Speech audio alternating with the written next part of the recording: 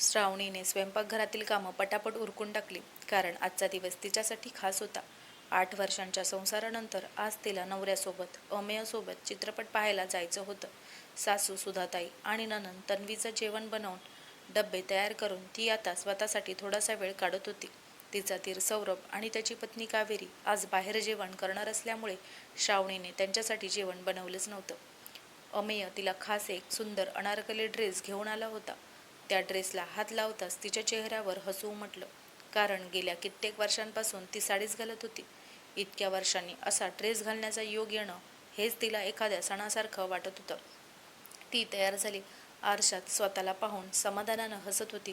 तेवढ्यात अमेयाची बाहेरून हाक आली, श्रावणी, तयार झालीस ना? उशीर होतोय अगं. ती दरवाजाकडे वळणार तोच सासू सुधाताईंचा आवाज ऐकू आला. अगं श्रावणी, हे काय घातलंयस तू? तुला शोभतंय का हे असं अनारकली वगैरे? हे तर फक्त कावेरीसारख्या सडपातळ पोरींना शोभतं.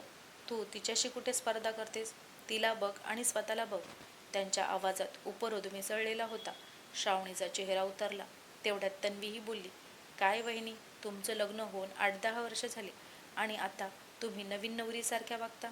काय गरज आहे अशा वयात नवऱ्यासोबत बाहेर फिरण्याची? मुलांना आजीकडे ठेवून असं वागणं शोभतं का? लोक काय म्हणतील?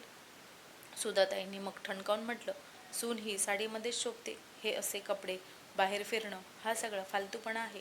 उगाच पैशाची उधळपट्टी करायची का?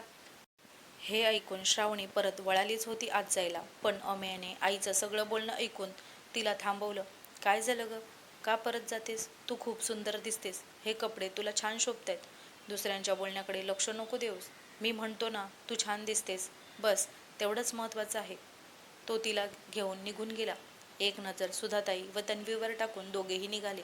ते दोघे निघून गेल्यावर तन्वी नाराज स्वरात म्हणाली, आई, हिला काय झालंय? भाऊ सुद्धा तिचाच पक्ष घेतोय आता. 3 दिवसांच्या सुट्टीत ती मुलांना आजीकडे सोडून नव्याने लग्न झाल्यासारखी वागत आहे. सुधाताई गालातल्या गालात हसत म्हणाल्या, हो ग, आता ही कावेरीला पाहून तिच्यासारखी वागायचा प्रयत्न करते. पण काळजी करू नकोस, मी आहे ना जमिनीवर आणायला. रात्रीच्या जेवणानंतर सुधाताई आणि तन्वी जेवून उठत होत्या. तेवढ्यात दार उघडल्याचा आवाज झाला. सौरभ आणि कावेरी घरी परतले. सुधाताईंनी विचारलं, काय रे, एवढ्या लवकर आलात? बाहेर जेवायला जाणार होतात ना? कावेरीने सौरभकडे कटाक्ष टाकत नाराजीने उत्तर दिलं, हो ना आई, पण यांच्या पोटात गडबड झाली, त्यामुळे बाहेर जाणं रद्द केलं आणि घरी आलो. तेवढ्यात तन्वी मध्येच बोलली, पण तुम्ही आज बाहेर जेवणार होता म्हणून घरी तुमचं जेवण बनवलंच नाही आणि आत्ताच आमचं जेवण झालंय तर काहीच शिल्लक नाहीये. सुधाताई बोलल्या, हो ग, जेवण संपलंच. तुम्ही उशीर केला. कावेरी, तू स्वतःच काहीतरी करून घे ना. कावेरी थोडीशी वैतागून म्हणाली, आई, मी श्रावणी वहिनींना फोन करून सांगितलं होतं आमच्यासाठी थोडं जेवण करून ठेवायला. मग तिनं नाही बनवलं का? तन्वीने लगेच मुद्दा उचलला, काय? वहिनीला सांगितलं होतं आणि तरीही तिनं जेवण नाही केलं? हे काही बरोबर नाही हं. कावेरी पुन्हा चिडून म्हणाली, मग मी काय आता खिचडी खायची? नाही, त्यापेक्षा स्वतःसाठी पिझ्झा ऑर्डर करते आणि सौरभसाठी खिचडी बनवते. ती जड पावलं टाकत स्वयंपाकघरात गेली. कुकरमध्ये खिचडी टाकली आणि पिझ्झा ऑर्डर केला. काही वेळात खिचडी शिजली, पिझ्झाही आला. दोघांनी आपापलं जेवण केलं आणि हॉलमध्ये येऊन टीव्ही लावून बसले. रात्री 9च्या सुमारास श्रावणी आणि अमेय परतले. अमेय सरळ खोलीत गेला, पण श्रावणी सगळ्यांजवळ आली आणि हसून बसली. सौरभ नेहमीसारखा प्रेमळ स्वरात म्हणाला, काय वहिनी, चित्रपट कसा वाटला? लग्नानंतर पहिल्यांदाच एकत्र बाहेर गेलात ना? श्रावणी हलकसं हसली, पण कावेरीने टोचून म्हटलं, वहिनी, तुम्ही साडीमध्ये छान दिसता. हा अनारकली ड्रेस तुम्हाला नाही शोभत. खरं सांगायचं तर अशा ड्रेसमध्ये फक्त सडपातळ मुलीच चांगल्या दिसतात. त्यावर शांतपणे श्रावणी म्हणाली, हरकत नाही कावेरी, तुला नसेल चांगलं वाटत तर ठीक आहे, पण मला आणि अमेयला आवडलं इतकं पुरेसं आहे. इतकं बोलून ती उठून आपल्या खोलीत गेली. ते पाहून सौरभ म्हणाला, कावेरी, जरा विचार करून बोल. वहिनी वयाने तुझ्यापेक्षा मोठी आहे. कावेरी तोंड वाकडं करत म्हणाली, तुम्ही पाहताय ना आई, वहिनींचं वागणं बदललंय. सुधाताई उच्छवास टाकत म्हणाल्या, हो ग, लक्षात येतंय मला. आता स्वतःला तुझ्यासारखं समजते बहुधा. पण काळजी करू नकोस, तिला तिचं स्थान पुन्हा दाखवते मी.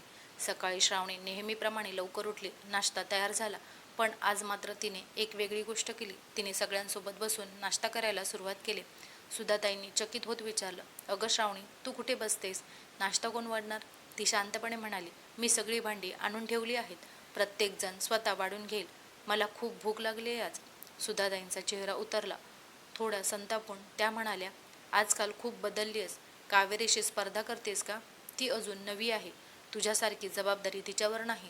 तू मोठी सून आहेस ना, मग तशीच वाग. श्रावणीने आपल्या मनात साठवलेली खंत पहिल्यांदाच बाहेर काढली. आई, जेव्हा मी या घरात सून म्हणून आले होते तेव्हा माझं वय कावेरीपेक्षा कमीच होतं. पण तुम्ही मला कधी लहान समजलात का? त्यावेळेसच घरात नियम केले, नाश्ता सगळ्यांना करवून मगच स्वतः करायचा. साडीशिवाय दुसरा पोशाख घालायचा नाही, फिरायला जायचं नाही, नटायचं नाही. हे सगळं फक्त माझ्यासाठी का? सुधाताईंचा आवाज थोडा कडक झाला. वेळेप्रमाणे नियम बदलावे लागतात. तू आलीस तेव्हा एकटी सून होतीस, त्यामुळे सगळं तुझ्यावर आलं. आता दुसरी सून आली आणि वेळेप्रमाणे बदलावं लागतं. तेवढ्यात अमेय मध्येच म्हणाला, खरंच आई, वेळ बदलली आहे हे मान्य आहे, पण श्रावणी ही तुझीच सून आहे. मग तिच्यासाठी नियम अजूनही जुनेच का आहेत? तिच्या बाबतीतही वेळेप्रमाणे बदल ना. सौरभही लगेच म्हणाला, हो आई, दोन्ही सुना तुझ्याच आहेत. मग एकीवर प्रेम आणि दुसरीवर फक्त नियम, हे योग्य नाही. कधी कधी हीच दुहेरी वागणूक घर तोडते. सुधाताई काही न बोलता नाश्ता करत राहिल्या. त्यांचं मन आतून अस्वस्थ झालं होतं, कारण आज इतक्या वर्षांनी त्यांना त्यांच्या चुकांची जाणीव करून दिली गेली होती. अमेय आणि सौरभ दोघंही तिला जी गोष्ट सांगत होते ती गोष्ट खरी होती. पण एक आई म्हणून, एक सासू म्हणून स्वतःच्या निर्णयांवर शंका घेणं तिला फार जड जात होतं. दुसरीकडे श्रावणी मात्र मनात काहीतरी ठरवून टाकत होती. मी जर स्वतःवर प्रेम केलं नाही, स्वतःचा आदर केला नाही, तर इतरांकडून मी आदराची अपेक्षा तरी कशी ठेवू शकते? हा विचार तिच्या मनाला पोखरत होता. त्या दिवसानंतर घरात थोडं वातावरण गडबडलेलं होतं. कुणी स्पष्ट काही बोलत नव्हतं, पण प्रत्येकाच्या नजरा एकमेकांशी बोलण्याची शैली बदललेली होती. तन्वी आणि कावेरी दोघींनाही श्रावणीचा आत्मविश्वास खटकू लागला होता. दुपारी सुधाताई झोपेच्या तयारीत होत्या तेव्हा श्रावणी एक कप चहा घेऊन त्यांच्या खोलीत गेली. आई, तुमच्यासाठी चहा आणला आहे. सुधाताईंनी चहा घेतला, पण न बोलता. श्रावणी संधी साधत म्हणाली, आई, मी काही चुकीचं केलं असेल तर मला माफ करा, पण मी आता स्वतःला वेळ देणं सुरू केलंय. 8 वर्ष मी या घरासाठी जगले. आता थोडा वेळ स्वतःसाठी जगायला हवं असं मला वाटतं. सुधाताई काही क्षण गप्प राहिल्या, मग हळूहळू बोलल्या, माहिती आहे श्रावणी, लग्न झाल्यापासून तुझ्यावर खूप जबाबदाऱ्या होत्या आणि खरं सांगू का, तू त्या जबाबदाऱ्या चोख पार पाडल्यास. कधी तक्रार केली नाहीस की थकली नाहीस. श्रावणी चकित झाली. इतकी वर्ष झाली, पण आज पहिल्यांदाच सासूबाईंनी तिच्या कामाचं कौतुक केलं होतं.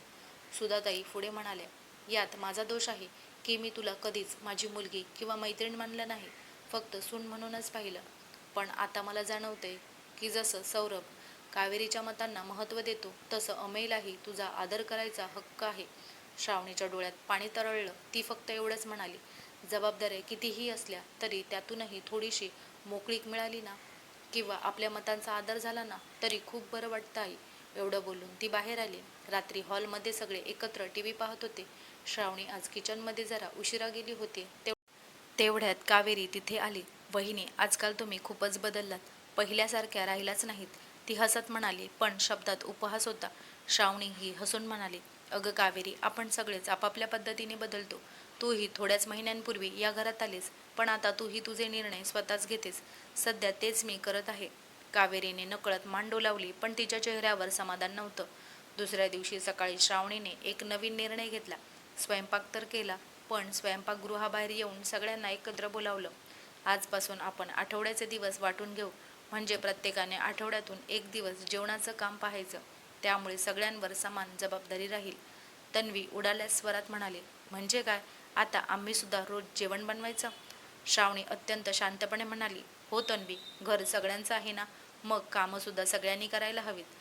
मी कंटाळले म्हणून नाही सांगत आहे, पण मला वाटतं सर्वांनाच कामाचा अनुभव असायला हवा.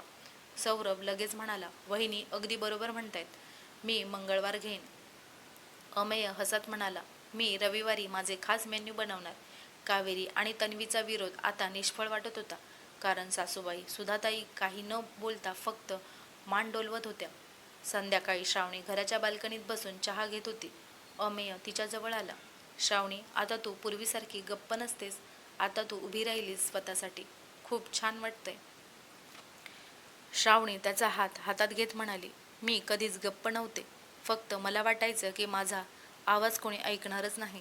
पण आता मी स्वतःच ऐकायला लागले, म्हणून सगळ्यांना माझं ऐकू येतंय. आता हळूहळू सगळं बदललं होतं. श्रावणी आता सकाळी व्यायामाला जाऊ लागली, स्वतःला वेळ देऊ लागली, आपली मते मांडू लागली. तिने तिच्या आयुष्याच्या घेतलेल्या डिसिजनमुळे आज ती स्वतःच्या नजरेत उभी राहिली होती. तर मित्र आणि मैत्रिणींनो, तुम्हालाही आजची कथा कशी वाटली ते कमेंट करून नक्की सांगा. कथा आवडली असेल तर लाईक, कमेंट, शेअर नक्की करा आणि चॅनेलला सबस्क्राईब करायला विसरू नका. धन्यवाद.